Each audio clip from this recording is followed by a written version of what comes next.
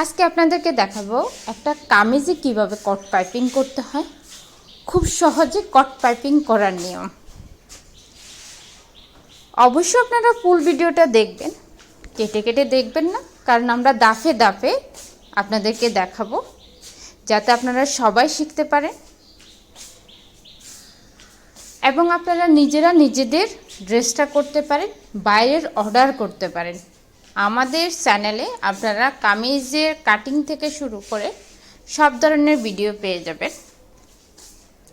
এছাড়া আপনাদের কোনো কিছু জানার থাকলে আমাদেরকে নক করতে পারেন। কট পাইপিংটা করলে একটা ড্রেসের স্ট্যান্ডার্ড লুক আসে, খুবই সুন্দর হয়। কারণ আমরা সাইডে যে দুইটা সেলাই দিই, অনেক সময় এটা কুঁচকে থাকে, দেখতে ভালো লাগে না, কোনা বের হয়ে থাকে, বাঁকা হয়ে থাকে, নানান কারণ দেখা দেয়। তো আমরা মূল আলোচনায় চলে আসি। আপনাদের সাথে আছে আমি শারমিন আক্তার। এখন আমরা দেখাবো আপনাদেরকে আমাদের কি কি লাগবে। এটা হচ্ছে মেশিনের গাইড বা ফিট,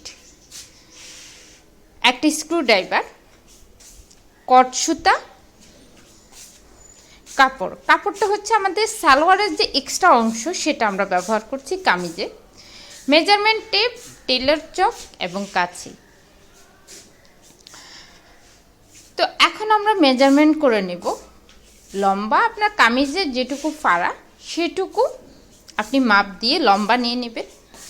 এখানে একটু বলে রাখি আপনাদেরকে যে এখন আপনার কাপড়ে জয়েন্ট দিয়ে এটাকে অনেক লম্বা করতে পারবেন, কিন্তু আপনারা যখন কট তৈরি করে ফেলবেন তখন কিন্তু এটা জয়েন্ট দিতে পারবেন না, কাজে ওখানে তখন আবার ফিনিশিং আসবে না। আগে আপনারা মেজারমেন্ট করে নিয়ে নেবেন। আমরা এটা চড়া নিয়েছি 4 ইঞ্চি, 4 ইঞ্চি এই জন্য নিয়েছি আমরা ডাবল পার্ট রাখবো। এক পার্ট আমরা দিয়ে থাকি তখন যখন কাপড়টা খুব মোটা হয় বা কাপড়টা কম থাকে।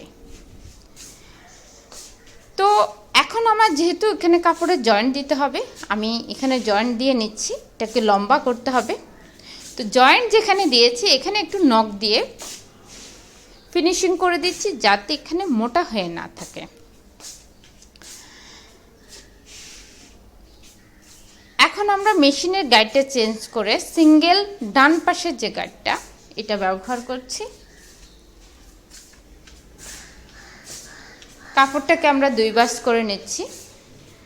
কট সুতাটা মাঝখানে দিয়ে খোলা পাশ থেকে এখানে একটা সেলাই করে নেব।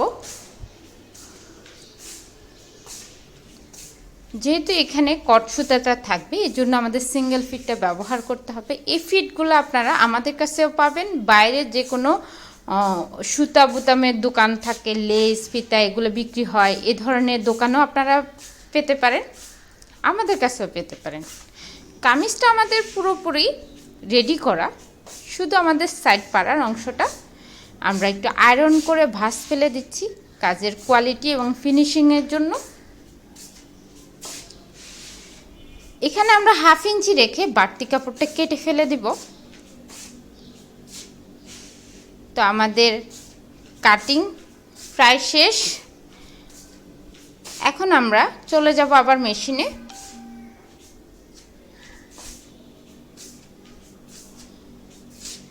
ফিটটা চেঞ্জ করে নিচ্ছি। এখন আমরা বাম পাশে ফিটটা লাগিয়ে নিচ্ছি।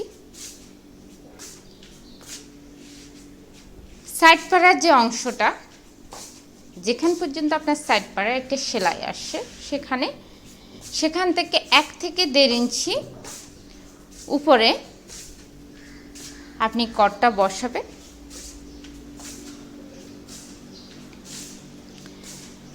মনে রাখবেন কটটা বসবে হচ্ছে কামিজের সোজা পাটে এবং কটের উল্টা পাশটা কিন্তু নিচের দিকে থাকবে।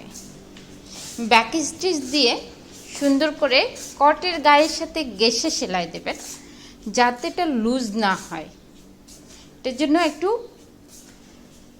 টাইট টাইট থাকে, তাহলে আপনার কটটা দেখতে সুন্দর লাগবে। এবং কট করার মূল কারণ হচ্ছে একটা কামিজের সৌন্দর্য বৃদ্ধি করা। আমরা কামিজে যে সেলাইটা দিয়ে থাকি এই সেলাইটা দিলে অনেক সময় বাঁকা হয়ে থাকে, কুঁচকায় থাকে, একটা সৌন্দর্য বৃদ্ধি হয় না। আমরা কর্নারগুলোতে সুতা ব্যবহার করেছি, আপনারা চাইলেও করতে পারেন। কর্নারগুলোতে আপনি সুতা ব্যবহার করলে কর্নারগুলো একটু শার্প হয়। যাই হোক, আমাদের চারপাশে এটা ঘুরিয়ে সেলাই প্রায় শেষ।